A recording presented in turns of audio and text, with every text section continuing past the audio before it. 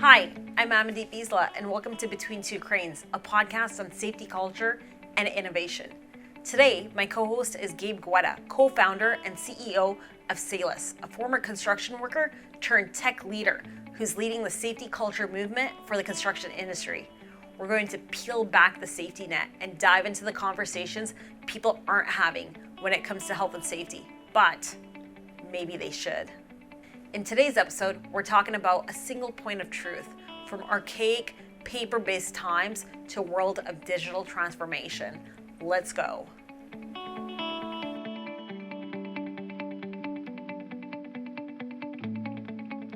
It's interesting though, because it's like your background, my background, what I'm doing now, it's still, we're all human. Yes. Right? And that's the thing that I think people miss when they're, especially in safety, when they're mentoring or coaching and they realize the person on the other end is human. They're going to make mistakes. It's not like they're going to go home. Realistically, there's safety things that are not going to be by the book. Yeah, absolutely. And how to and it's true. How do we? For me, it's a bigger thing than what we're doing at work on construction sites or mining or oil and gas, whatever it is. That's an environment that you go to and you're almost changing for that environment. How do we get it to be second nature? Yeah, exactly. Right? For me, it should be second nature to put that guardrail up. Yeah. When I'm redoing my deck.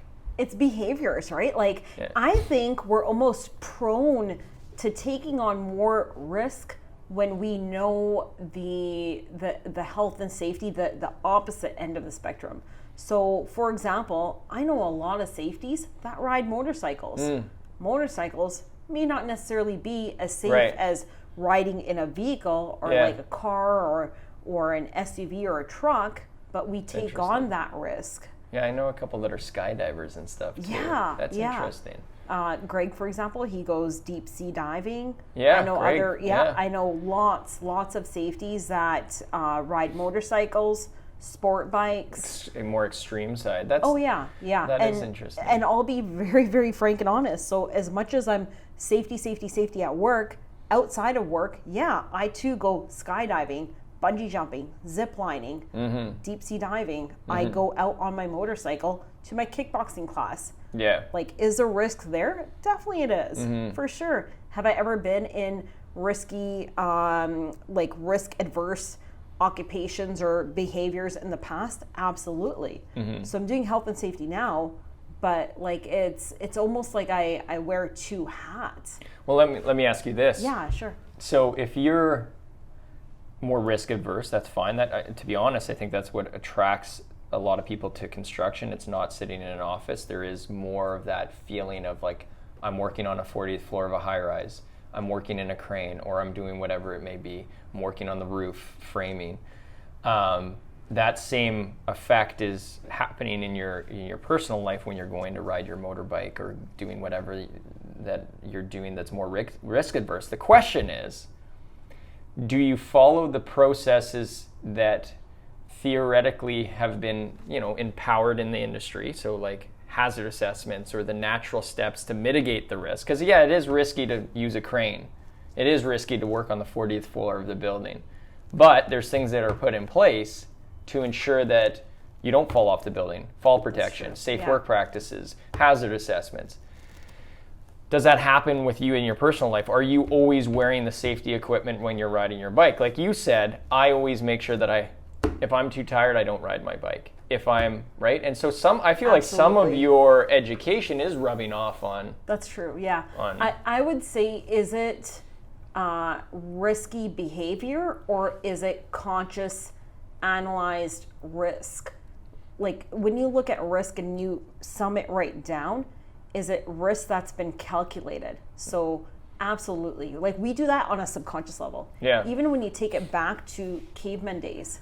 Yeah. Fight or flight, for example. Right. And then fundamentals, what you've been taught as a child. Look both ways before you cross the street. Right. Before you operate your vehicle, put your seatbelt on. Right. So some of my fondest, dearest memories from when I was a kid was all around health and safety. Right. And my dad, he was in the trucking industry. It's high risk. Right. So he's protecting his little ones just like you did. Yeah. With your little guy. You're like, Yeah. hey, do you see the edge? If Yeah. you fall, you're going to get hurt. Yeah, because you do care. You do think about it. Yeah, absolutely. Some memories. So when I was in Fort Mac, for example, when I was writing out my hazard assessment, I remember my safety coming up to me. This is when I was running heavy equipment, and he's like, write your FLHA like you'd be writing it for a loved one. Right. As if you'd be writing it and you would give it to them and they would be on the job site. Right, I'm so like, that they can be aware of the dangers and everything absolutely. like that. I'm like, that totally makes sense. Yeah. So to go back to your point, yeah, absolutely.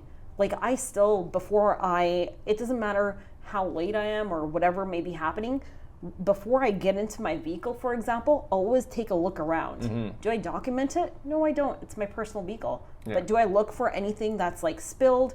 Do I look for like a punctured tire, broken window? Do I look around? Absolutely. Situational awareness. When I'm going downstairs into my parkade, I am making sure that I'm not on my phone, that I'm not distracted, that I know exactly what's going on. So it's huge. Yeah.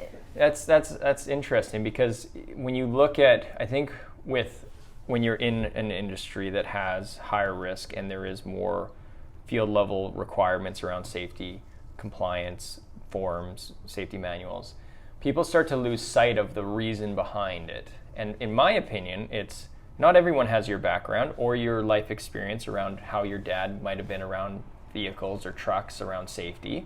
So the industry is taking in new and young workers every single day, all different walks of life, all different backgrounds. How do you know what their experience is, what their natural process is around danger? How do they, like you said, when you walk downstairs, when you do, that's different than most people that I know will not think like that. Yeah.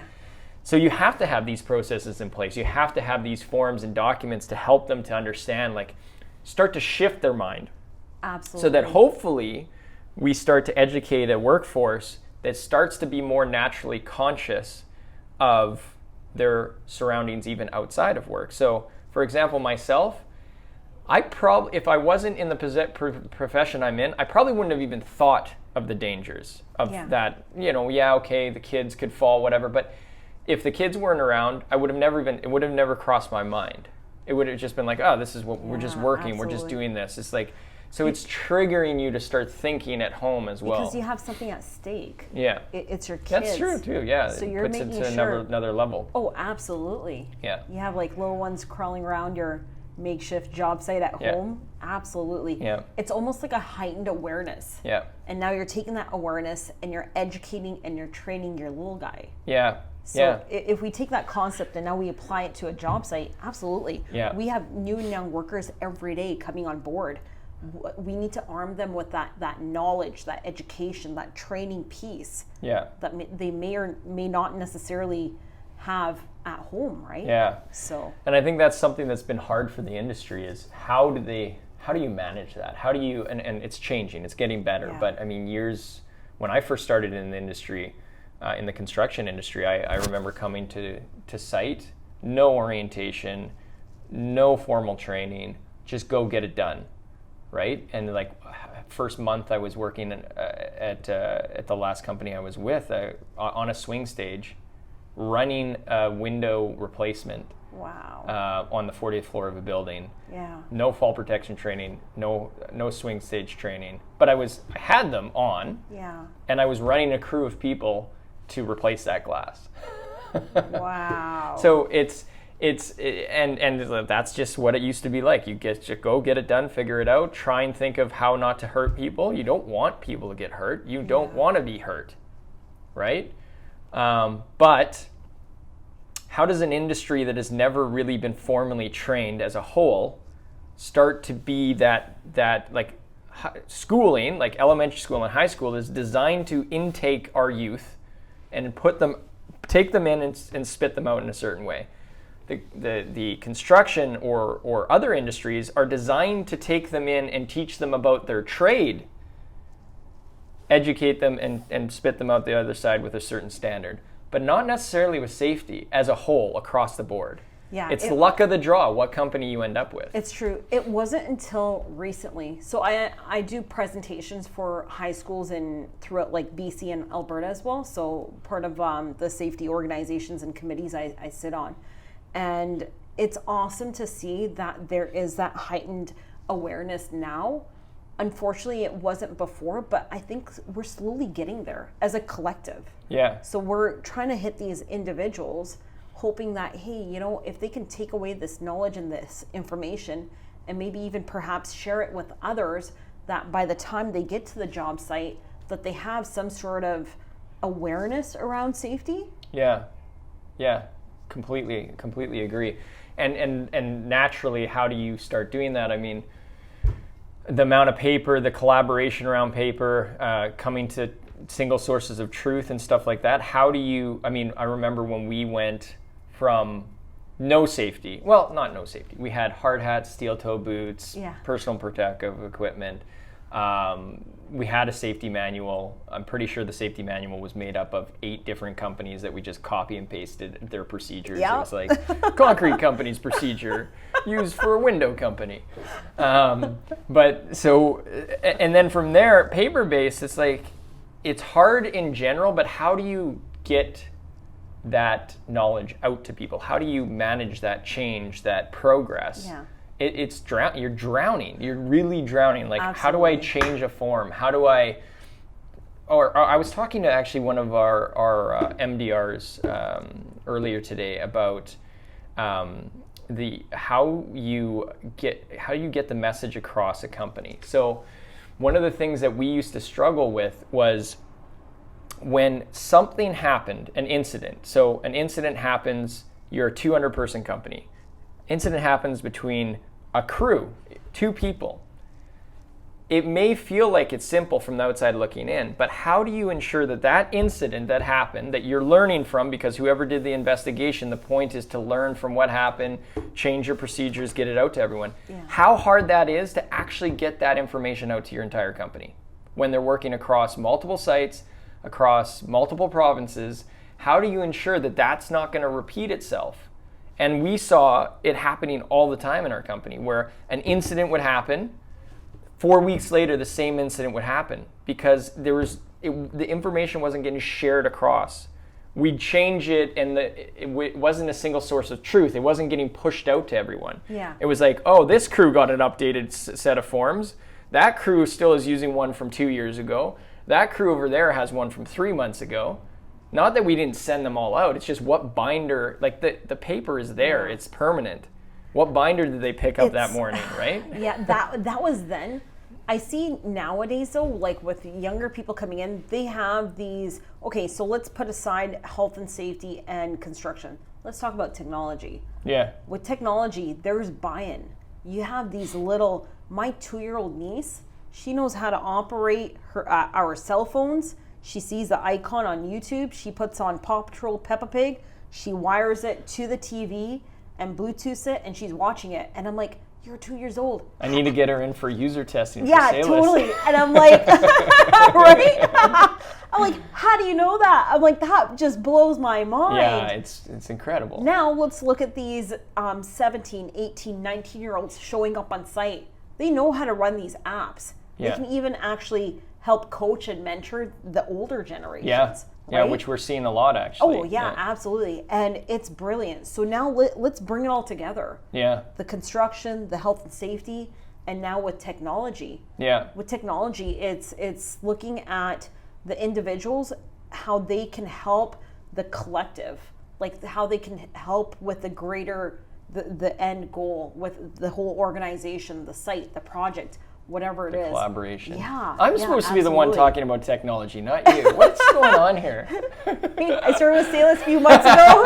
It's been nothing but tech. Good times. Yeah. But you're right. I mean, we're seeing that every day. We're seeing more and more companies starting to manage that knowledge and that education through digital. That's where we're headed. And Even it's the only way to go forward, really. Absolutely. The only way to progress. Absolutely.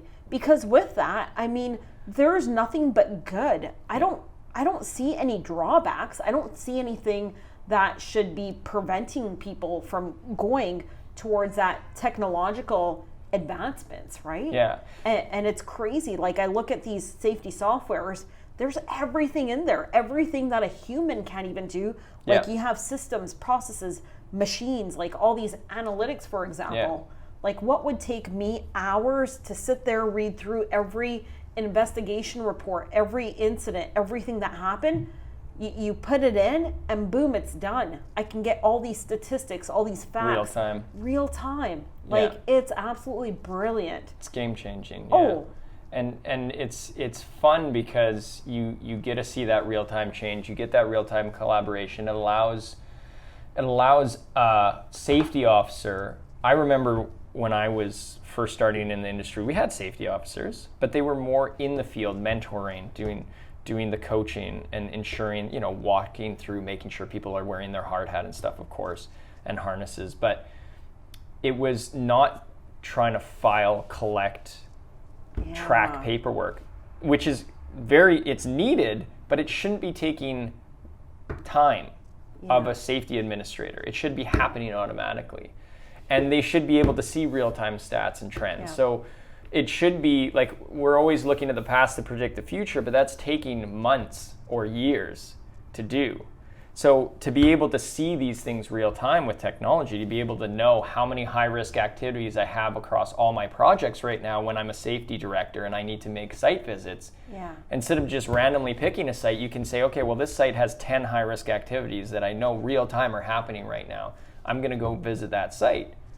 And the other one has 5, but I'm going to call that site on my way to the other site. So, and maybe you can prevent an incident or an injury. Absolutely. And start getting that collaboration and buy-in from all the crews that is real time. Like, hey, I'm dealing with this issue on my site right now. Automatically pings across to all their teammates, right? Or all their foremen. It's instant, it's real time, it's transparent, it's getting everybody on board. And that's what we need. It's just not just on one person or the safety department. It's everybody. It's a culture. Oh, absolutely. Yeah. And we're helping shift that. So it's beautiful. It's pretty cool. Yeah. This was fun. This was awesome. Let's do it again. As we end today's podcast, it would mean the world to me if you would take 5 seconds and push that like button. Leave a comment to let us know how we did and show us some love. If you have any questions or topics you'd like to explore, tell me about it below. And don't forget to subscribe. One last thing, you're going to want to download a resource on de-risking your business. I'll put the link in the description. Where's the link? Up here? Maybe here? I don't know. Down there or here?